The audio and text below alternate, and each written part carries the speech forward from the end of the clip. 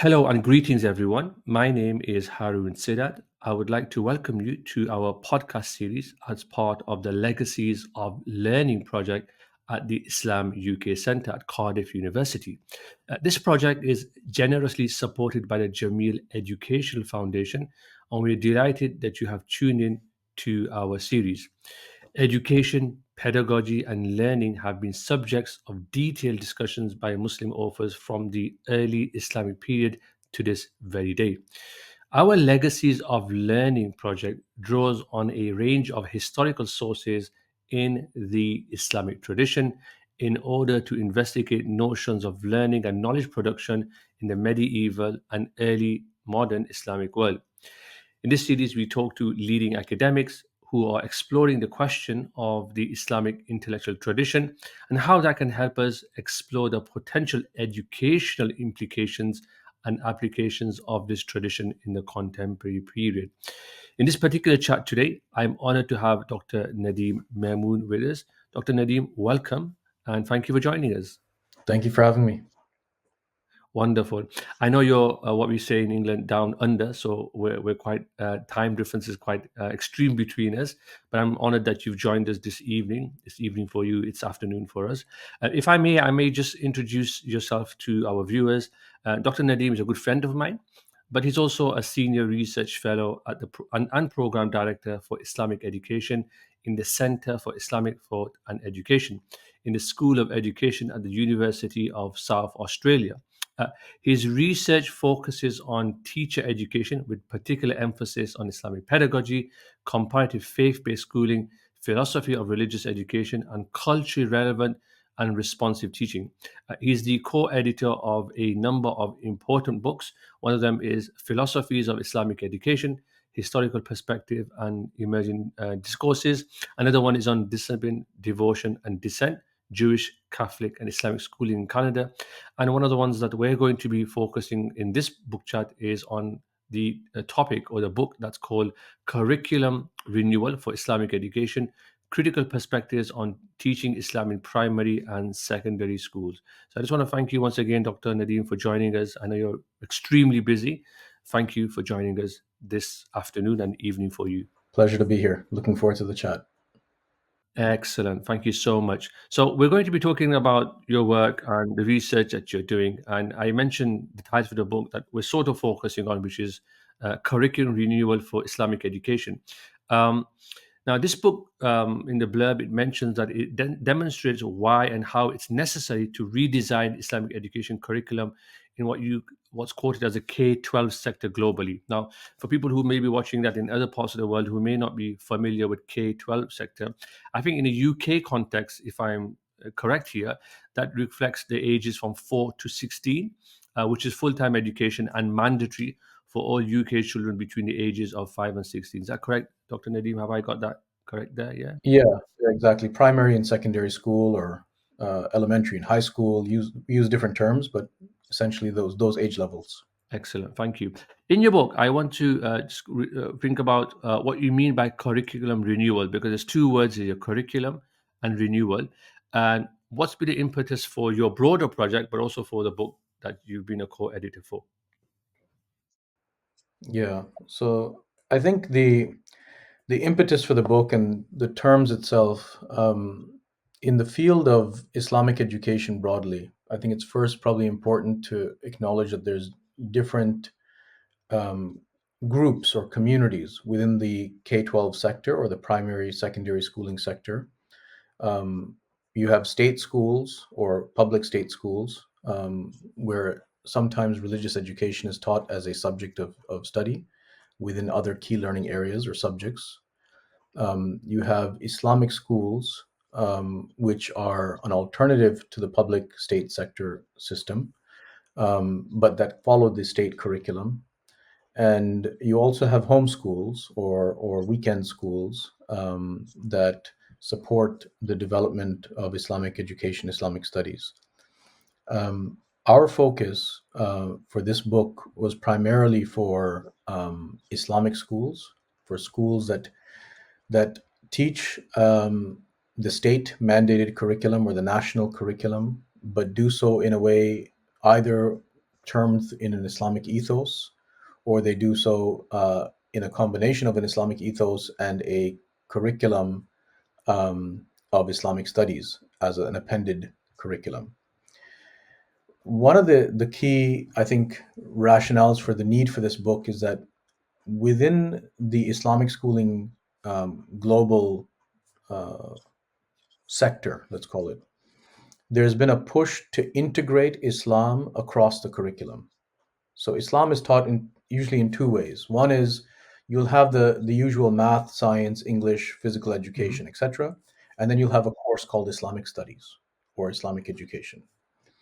And other schools over the past, probably 20 or 30 years have been trying to grapple with what does it mean to bring Islam across the curriculum. So you bring in Islamic perspectives or values or um, insights into the math, the science, the English classrooms. And that's considered an integrated approach to thinking about curriculum. And the impetus for this book is to say that the way that we've been engaging in conversations about curriculum integration or or Islamic studies as a subject require a sense of renewal. And we're taking inspiration in this book from the Arabic term tajdid, which is a common term in the Islamic intellectual tradition to mean a renewal, but not a revival in the sense that it's a turn backward. It's a turn back intellectually to draw from the Islamic tradition, but not to replicate necessarily the way that education and schooling was done in the past. It's to take an inspiration, um, a conceptual inspiration of the principles of education, the aspirations of traditional Islamic education, and its application or implications and applications for a contemporary um, schooling system. So when we think about renewal, we're thinking about how do we draw from the rich heritage of the Islamic tradition and consider ways of thinking more deeply about the work that we're doing in Islamic schools. Um, that I think was probably the part of the impetus,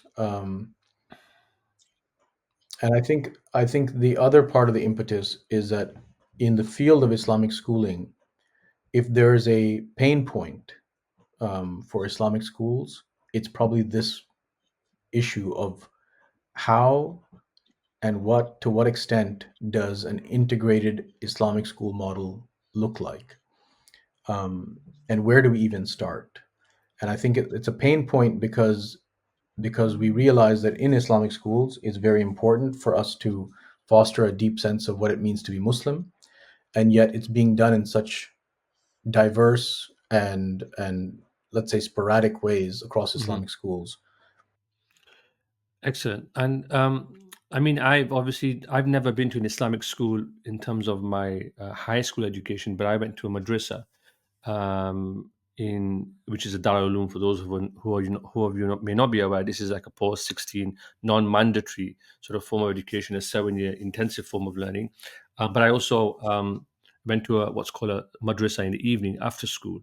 In the UK, I don't know about Australia, but in the UK, it's quite common, especially in many areas of the UK where children go to school during the day, a secondary school in most cases, a non-faith based one, and then they go to what's called a maktab in the evening. There's a lot of conversations about how do we make sure that education there is relevant and prepares students for kind of living a fulfilling life, not just as believers but also as citizens.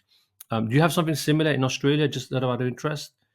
Um, Yeah, I mean madrasas in terms of non-mandatory post 16 education.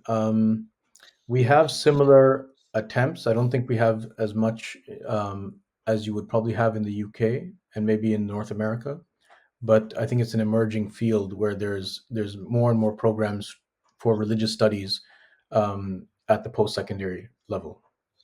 mhm.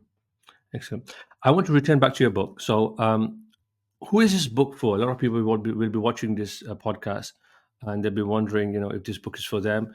Who is this book for, and who is your target audience? The target audience is educators educators who work in Islamic schools, primarily educators and educational leaders, but at a more nuanced level, it's for people who feel that there needs to be a sense of renewal in the field of Islamic education. People who feel that we've made significant strides in the field. We know that we have curriculum being developed, uh, textbooks, uh, resources for teaching Islamic studies, but that there we may have been missing a nuance in the sense of um, how do we approach curriculum in a way that's relevant to the lives of young people today, and one that stays true to tradition and the way that education has been done. And I think that for those educators that work in Islamic schools who recognize that something is there's an opportunity, not necessarily a problem, but there's an opportunity to do something even more deeply than what we've done. Really, the book is designed for those educators out there. Excellent. And what about people who may not be working in Islamic schools, Dr. Nadeem? People who may be Muslims or who may not even be Muslims, but are interested in bringing in Islamic perspectives into what, for one of a better phrase, a secular school. Yeah, I think it'd have benefit.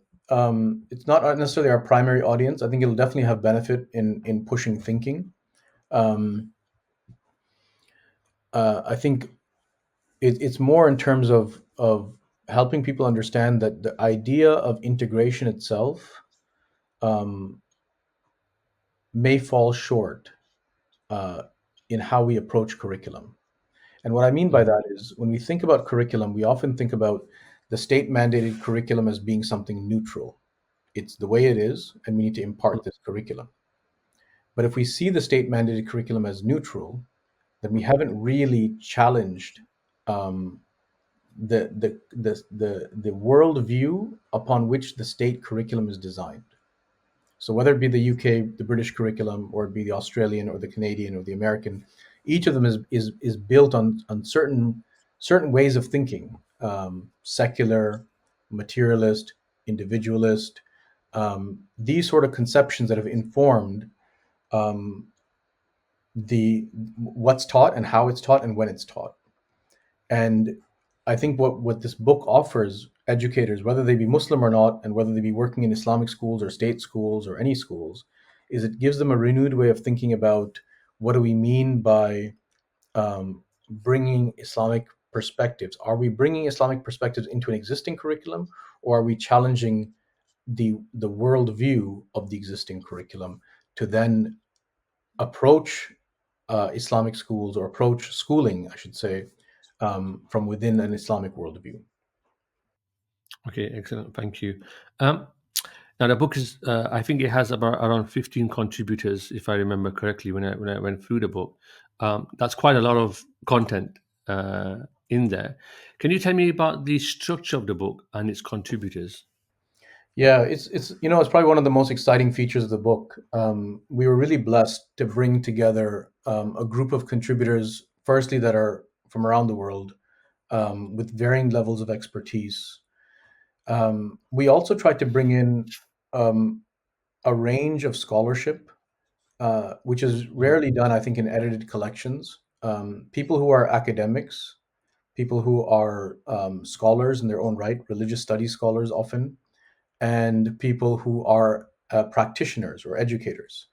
And I think one of the richnesses, one of the rich aspects of this book is that it offers um, different perspectives on the discussions around curriculum and what to do with curriculum in schools. So we structured the book in three large sections. The first section addresses the formal teaching of Islamic studies in Islamic schools, and there's a segment of the Islamic schooling community that's very concerned about this area. Obviously, Islamic studies is a core part of an Islamic school experience. So the teaching of the Quran, the teaching of Islamic law or fiqh, the teaching of the prophetic tradition, the teaching of creed, aqidah, and the teaching of character or akhlaq. The first part focuses on the formal aspects of what we consider Islamic studies, but then thinks about how do we renew or how do we approach each of these areas um, in a way that's fresh, relevant, transformative, and has an impact on learners. Um, and in this first part, what was really interesting was that each of the scholars that contributed, um, they began with an analysis of existing curricula that are out in the field, and then provided constructive critique of what's out there and recommendations or suggestions of how we might consider forms of renewal. The second part of the book is entitled Islamic Worldview Shaping Curriculum. And this looks at a few of the core key learning areas or subjects in the primary and secondary school space. Things like teaching history or science or physical education or music, and what it might look like to approach uh, these curriculum areas from an Islamic worldview as opposed to integrating Islam into an existing curriculum. And I'm happy to elaborate on that once I get through the format. And then the last part of the book, the third part, um, is a it's more of a how to. Where do we go from Hmm. here? And it Yeah. provides educators with, well, if we were to do curriculum renewal, where do we start? And we've got chapters on conceptions of human development in the Islamic tradition. We've got conceptions on what does it mean to do to actually the process of teaching and learning, and we have chapters on actual the curriculum development process or the process of redevelopment of curriculum. So that structure, I think, we've tried our utmost to not just provide theory, but to provide a real practical resource for educators that could almost be used, as part of professional dialogue in schools. Excellent. Could you go back to? I really want to talk in the second part of the book. You said you're going to go into that. Would you mind going into that right now? Because I think a lot of our viewers would be interested in that. Yeah, of course, of course. So going back to this point about integration, the dichotomy that we set up is curriculum integration versus curriculum from an Islamic worldview. And the distinction that we're trying to make, I know there's a lot of debate in the field about whether the word worldview is the right word, and it has its own connotations.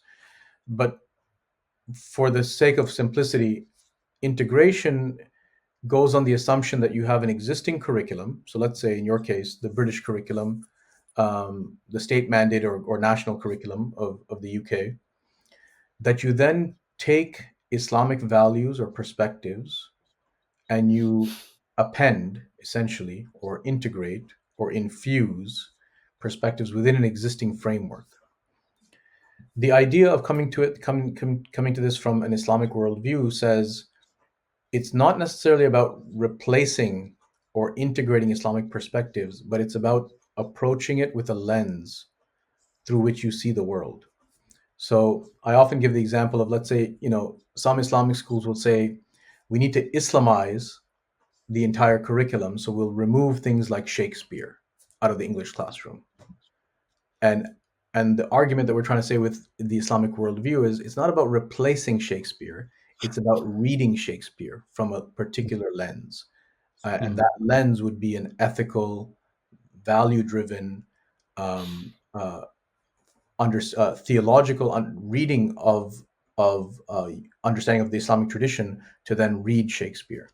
And the same could be said for other things. So when you look at, for example, one of the chapters by Dr. Omar Qureshi, who writes about science curriculum from an Islamic worldview, a lot of times when this topic is addressed by academics and by educators in Islamic schools, they take the most they take the most sensitive topics like evolution. Evolution is taught in the Hmm. school curriculum. Well, let's just provide a faith-based perspective on evolution, and it's like a single topic.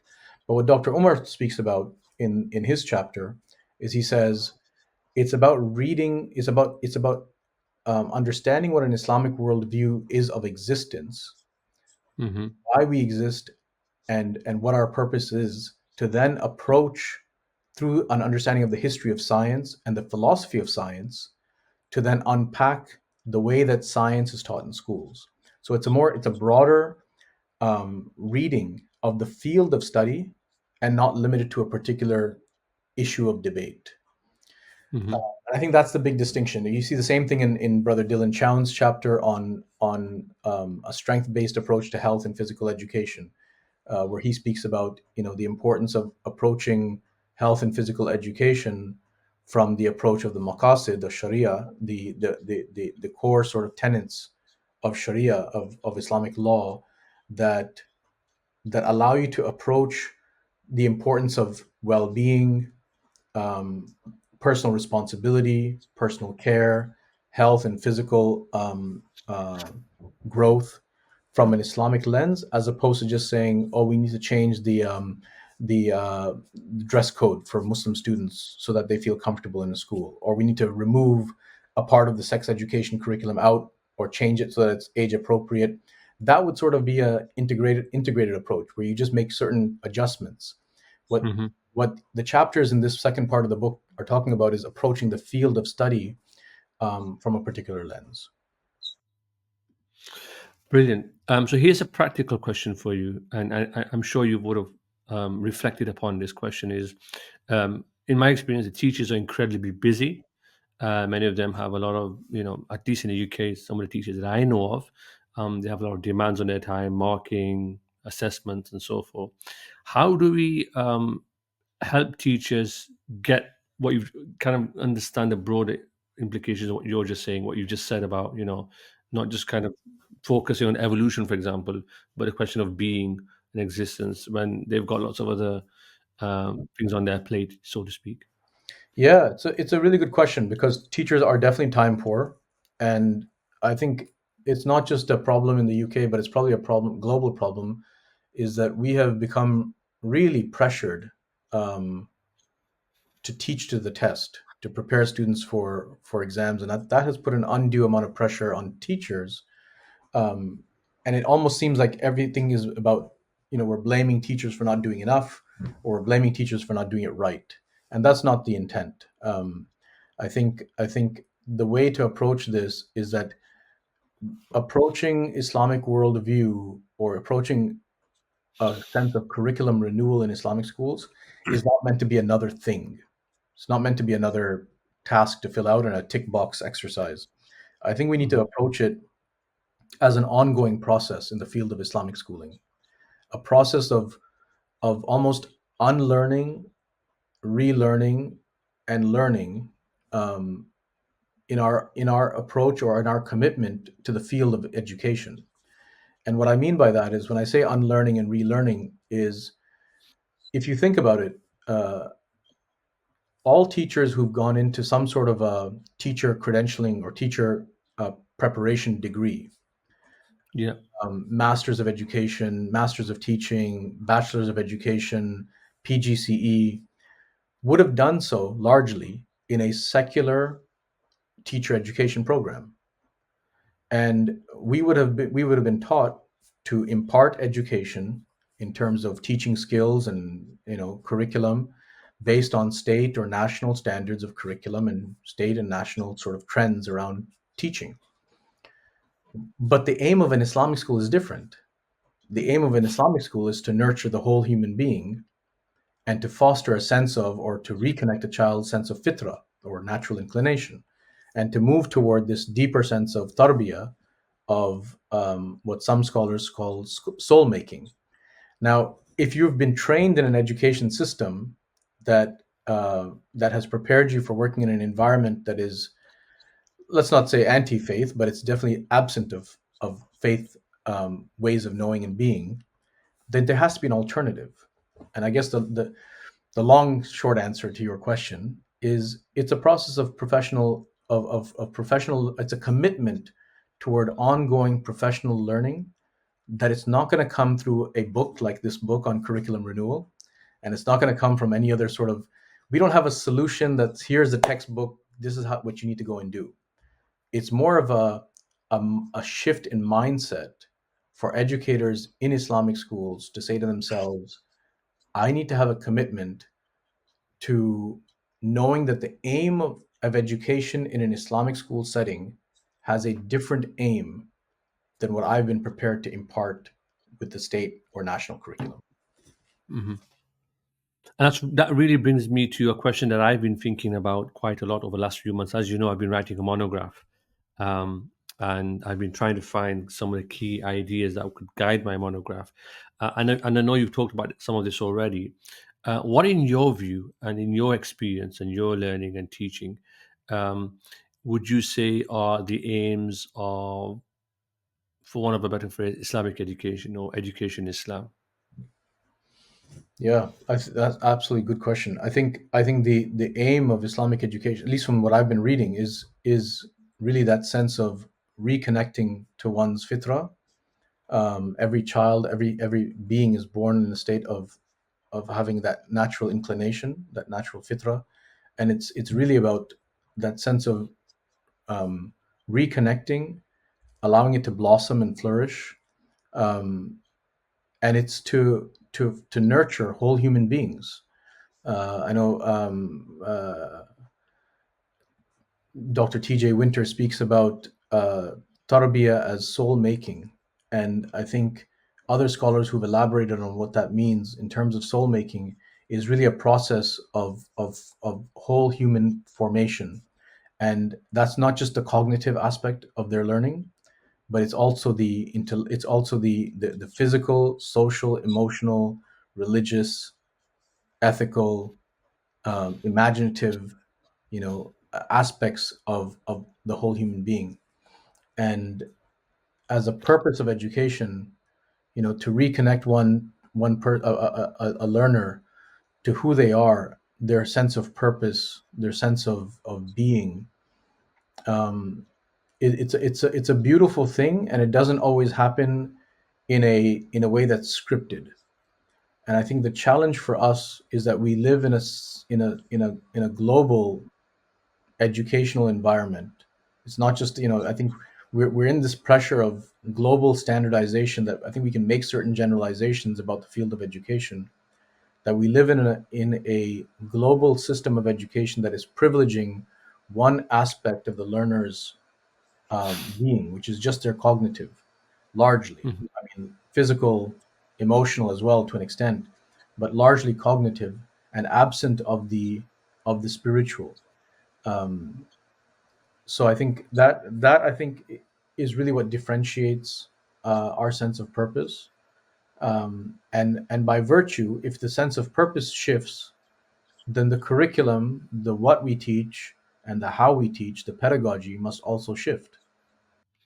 Yeah, excellent. So that's really important because a lot of people that I meet struggle sometimes. I have some students who have gone through a normal schooling education, and all of a sudden they start learning about Islam maybe later on in life, and they sort of kind of live this sort of fragmented existence. Like kind of they're trying to, they've had this very strong secular sort of form of education, and then they're trying to marry that with their maybe newfounded approach to religion or their intellectual or spiritual connection to their religion, which is sometimes not even taught in Islamic institutions that well too, sometimes because of the pressures. What would your advice be to people who are going down that path and sometimes find a sense of estrangement because they've kind of learned, they've spent 18, 20, maybe 30 years in a sort of secular environment and now want to learn about their faith? Maybe you talked about unlearning sometimes and relearning. What would your advice be to people like that who may be watching? I think a good starting point is to begin with the critique from within. And what I mean by that is a lot of the educators that we work with, not just in Australia but globally,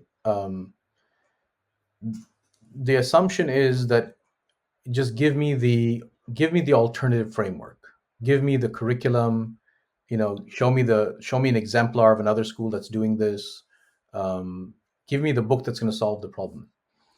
And I think the where I've seen big openings for myself and I've seen among others has been when we start to learn about the fact that it's not just Muslims or it's not just educators who are working in Islamic schools that feel there needs to be an alternative. There's a lot of people globally, let's say in the field Yeah. of education, that feel there needs to be an alternative. So reading the critique that has already been well established of, let's say, the education system, around testing, standardization, you know, the impact of, the impact on learners through, issues of bullying, or classroom, the way that we approach classroom management. There's so much. You can have debates with people just on on homework, on how much, whether we should be giving homework or not giving homework in schools. These are all really contemporary debates in education that have already been, well documented and well researched, and continue to be, critical debates. Stephen Ball, out of the UK, wrote this amazing book called The Education Debate. Start with, I think the starting point needs to be, start with the existing critique of the system from within the system, within the field, because that then opens up opportunities or possibilities for an alternative. And then when you fill that alternative, so that's the unlearning part, and then the relearning part comes when you start to approach the Islamic tradition.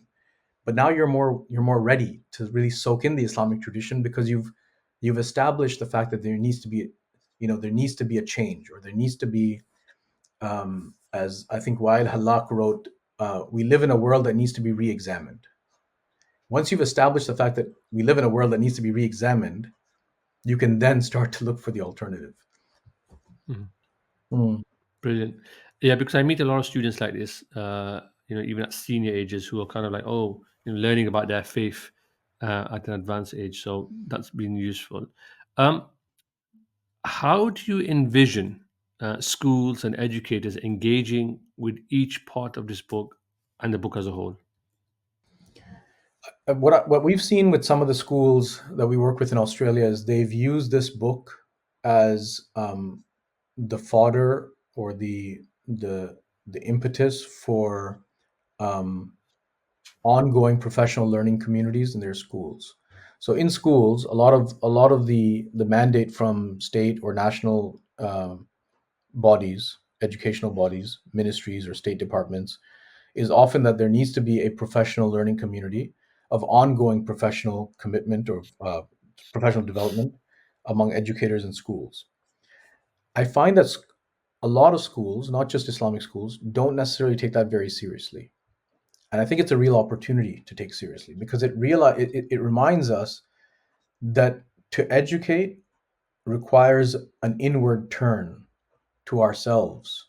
It's not just about us as educators imparting curriculum, but it's about us as educators being reflexive of ourselves and what we need to do to continue to learn. So the way I see this book being used is for schools that are committed to this process of professional learning within their school, for a book like this to be used, um, as the monthly reading, chapter by chapter, that goes from theory to practice, and an action plan, of a process of renewal that could be used by schools in small groups, or in clusters of teachers, really debating and dialoguing about, how we can do things differently in an Islamic school. And I think, there's a wealth of perspective that, a group of global leaders in the field of Islamic education contribute in this book. I was just sort of privileged with my co-editors to have an opportunity to be part of the journey, but I feel like there's some really, pithy and um, chapters that provide some really deep perspective that are worthy of deliberation. Thank you.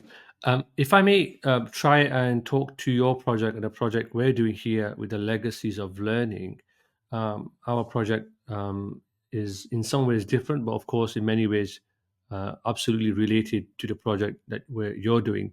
Um, and we're looking at the Islamic intellectual tradition in terms of the past, but also thinking about how we can revive learning and create the scholars that we've had of the past, the polymaths, and also serving society and creating the full human being.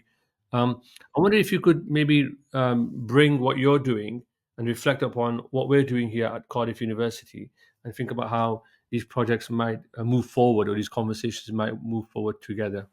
Hmm. Hmm. It's a good question. Yeah, because if you remember when we met early this year, or late last year rather, there was sometimes this conversation that we were having around teachers, scholars and academics, educationalists, and sometimes we're all trying to achieve a similar outcome, but we're all working in sort of almost like different fields. And how do we bring those fields into conversation with one another? Yeah. Well, I think the conversation is really key. I think sometimes we put too much pressure on ourselves to have an outcome, but there's significant benefit in just the dialogue and acknowledging the fact that the stuff that's in this book, for example, I would assume would be of benefit to people who are even working in universities or in madrasas, for example.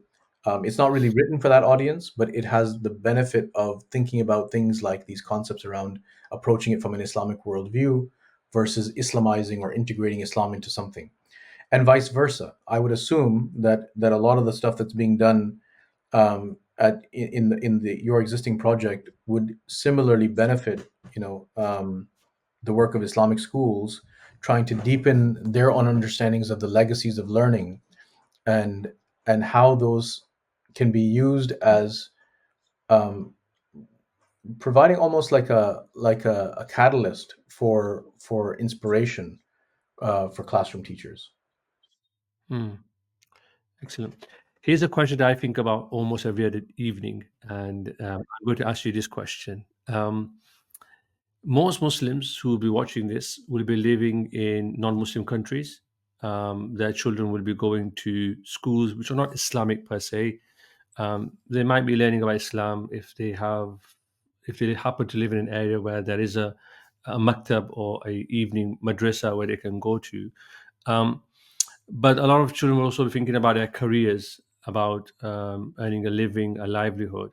Um, what advice would you offer to parents or people who are even in education right now or going through education like college, university, in terms of thinking about living as a citizen of what we would call a modern nation state?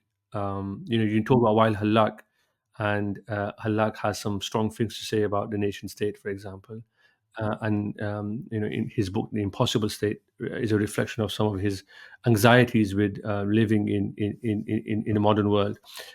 What advice would you give to people?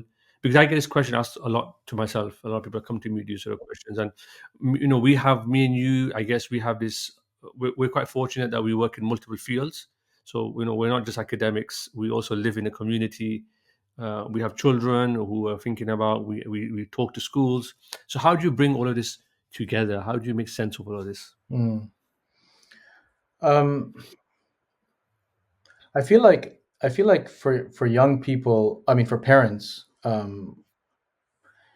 it has to begin with really spending time with their children and engaging in spending time with their children and understanding the challenges that they have. We have a system now where we assume that schools will solve the problems for parents. And Hmm. I find that when we think about things like citizenship and we think about community engagement and we think about being Muslim in a minor, being Muslims within a minority context where Muslims are a minority, um, we have the pressures to perform, the pressures to to achieve, the pressures to essentially belong. Um, and I think shifting that mindset, one by giving young people time to understand the issues that they're experiencing, and I say this to myself first and foremost, as a parent, is to really listen and engage and understand where the hurdles are that young people are experiencing, because sometimes it's different than what we actually think. But then to engage with that sense of citizenship, I think understanding where their aspirations are and um, how they define their understanding of being Muslim in a minoritized context, I think really helps parents engage this better. Um, yeah, the whole idea of we live in a bubble, or we sort of distance ourselves from society. I think we're seeing more and more of that being challenged now, because young people are starting to realize that I'm in the world, and this is my place. This is where I belong. So I think for parents to gain a deeper appreciation of that is a good starting point. Thank you so much. That's wonderful. I'm not going to ask any more personal questions, but I want to thank you for really engaging with us. I know you're part of our advisory team here at the Legacies of Learning project, and I hope to have you on again. I hope to see you again once again in the UK once you come up to the UK. I really want to thank everyone for watching. We hope that our viewers can join us for more on the Legacies of Learning project, the podcast and the book chat, where we explore the Islamic intellectual tradition to explore how that can help us today in answering some of the big questions that are facing us. Once again, Dr. Nadeem, thank you so much for joining us. To find out more about this exciting project, you can visit the Legacies of Learning webpage by scanning the QR code at the end of this video or through the link in the description below.